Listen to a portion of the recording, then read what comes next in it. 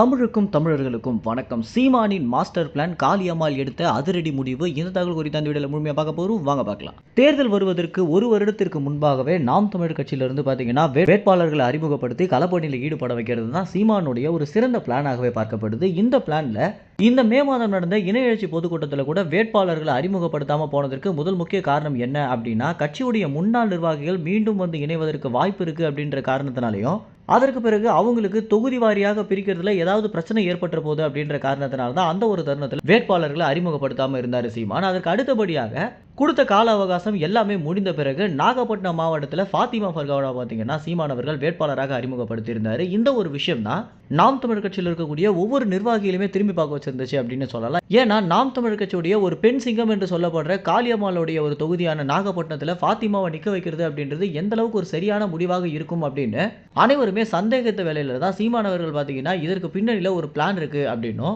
நாகப்பட்டினம் மாவட்டத்தில் வேட்பாளராக நிற்க வைக்கிறதுக்கு ஃபாத்திமாவுக்கு மட்டும்தான் எல்லா விஷயங்களும் ஒத்து போகுது அப்படின்னும், அது மட்டும் இல்லாமல் ஃபாத்திமாவுடைய தந்தையான ஷாகுல் அமீத் அவர்களுக்கு பார்த்தீங்கன்னா நாகப்பட்டினம் மாவட்டத்தில் ஏகப்பட்ட ஆதரவாளர்கள் இருந்தாங்க. இன்னும் சொல்ல போனால் நாம் தமிழர் கட்சி உள்ள காளியம்மாள் வருவதற்கு அண்ணன் ஷாகுல் அமீத் தான் காரணம் அப்படின்ற காரணத்தினாலையும் இந்த எல்லா விஷயமே ஃபாத்திமாவுக்கு தான் ஒத்து போய் நாகப்பட்டினம் மாவட்டத்தில் ஃபாத்திமா ஜெயிக்கிறதுக்கான நிறைய வாய்ப்புகள் இருக்கு அப்படின்றத சீமான் அவர்கள் முன்கூட்டியே கணிச்சிருக்காரு.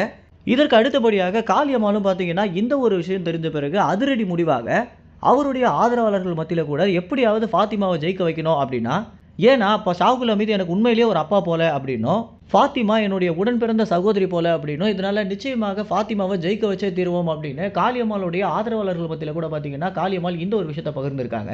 ஆரம்பத்தில் சீமான் போட்ட மாஸ்டர் பிளான் இதுதானா அப்படின்னு ஒவ்வொரு நிர்வாகிகளுமே பார்த்து வியக்கிற மாதிரி இந்த ஒரு விஷயம் அமைந்திருக்கு.